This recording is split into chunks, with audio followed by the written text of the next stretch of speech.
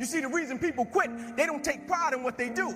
The harder you work, the harder it is to surrender. And I'm not just talking about business. I'm talking about winning simultaneously in every aspect of life. I'm not concerned with a person that does well in one aspect of their life and they can hang their hat there and say, man, I made a lot of money. You made a lot of money. You're a public success, but you're a private failure. What good is it to make a lot of money and you don't want to go home to your family? What good is it to make a lot of money and you don't take care of your kids? What good is it? You're a public success, but you're a private failure. And so how can we win simultaneously and take pride in everything that we do? And one night, my mother couldn't pick me up, and she called Coach Trey. She said, Coach, I can't make it tonight. Can you please take Inky home? And so he put me and about 8 guys in the back of his pickup truck, and he said, Inky, I'm going to drop you off last. And so when he got to my house, I got out on the sidewalk, and I'm standing in front of 125 Warren Street, and I looked back at Coach Trey. And I said, why are you doing this? Because where I came from, people didn't just help you. It was, I pat you on your back, you got to pat me on my back. You remember I did that for you, you got to do this for me. And I said, why are you doing this? And he looked back at me and he said, son, I want to tell you something. He said, I don't want you to ever forget it. He said, son, the more you make sure that somebody else's life is okay, God will always make sure that your life is okay.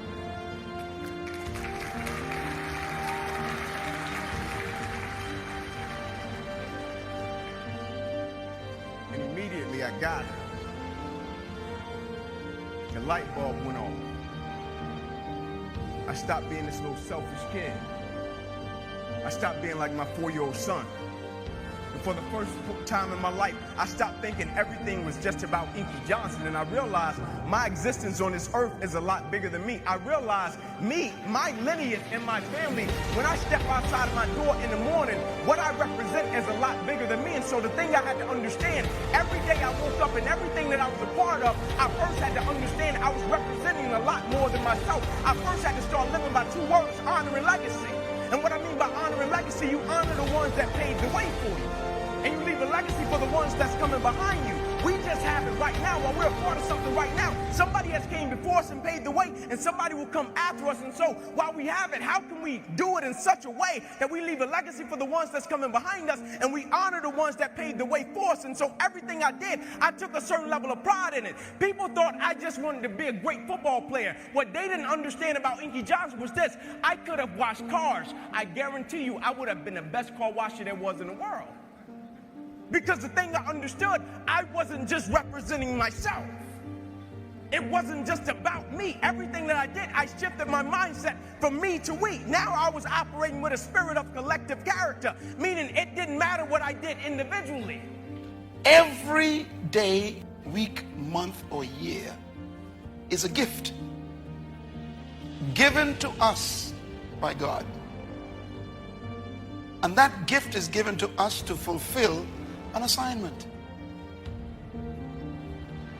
That means that you were sent to earth to complete a task and to fulfill a specific purpose, but you were sent to do it by God within a certain amount of time. So you don't have forever to fulfill your assignment. This is important. You were sent to earth to do something, and you were given a certain amount of time to do it in. So you don't have the luxury of experimenting.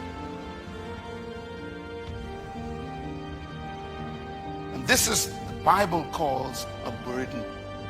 As a matter of fact, the passing of time, and I wrote this from my spirit, the passing of time makes you accountable to God. So the next time you tell somebody Happy New Year, pause and ask, what did I do with it? What did I do with the year that just passed? How much of it did I wasted watching television?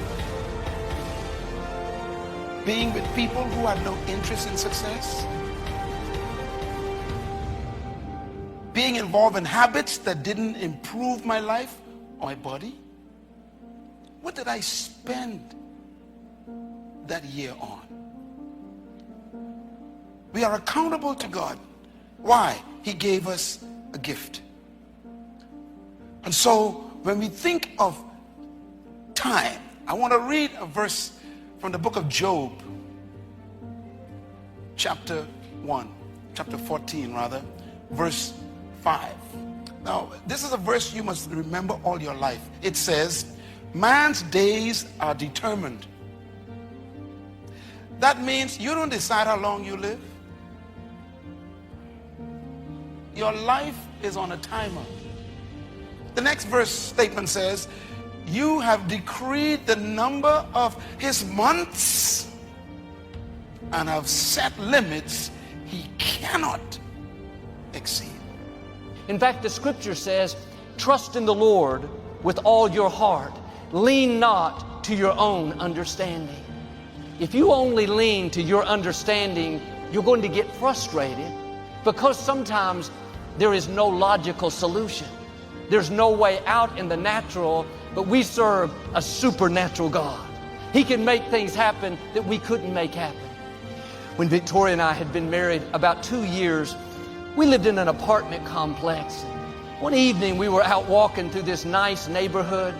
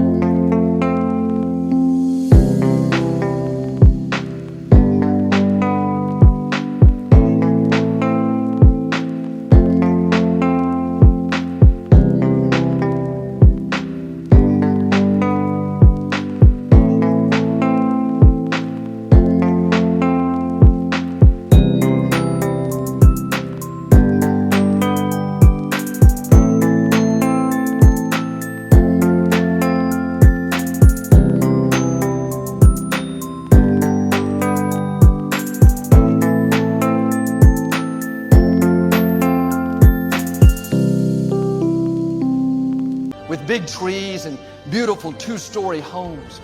We came to this one house that was under construction. It was just about finished. It was late in the day. No one was working, so we went to look at it. The front door was unlocked, so we walked in. It was so beautiful. I'll never forget the tall ceilings, the big curved windows. It was all so spacious and well done. As we were walking out the front sidewalk, Victoria stopped, turned around, and said, Joel, one day we're going to live in a house just like this. That was so far out of my thinking, so unbelievable, I couldn't even fathom it. And I started telling her all the reasons why it wasn't going to happen. I said, Victoria, that's impossible. This is how much we make. I work for a ministry. Even if we say for years we wouldn't have enough. I went on and on. That no more affected her. She said, no, Joel, I know down in my spirit it's going to happen. The more she believed, the more aggravated that made me. I did my best to convince her to be a doubter. Come on, we're limited. We'll never have enough. We're at a disadvantage. Her attitude was, no thanks. I know who I am. I am blessed. I am favored. I am anointed. I'm a child of the Most High. I wonder how many times we're doing like I did. I can't get well. Have you seen the medical report? I'll never break this addiction. I've had it since high school. My business will never succeed. I don't have the resources, the connections. All this time, you're focused on the how, thinking about what you can't do, what you don't have. God is saying, let me take care of the how. You just focus on the who.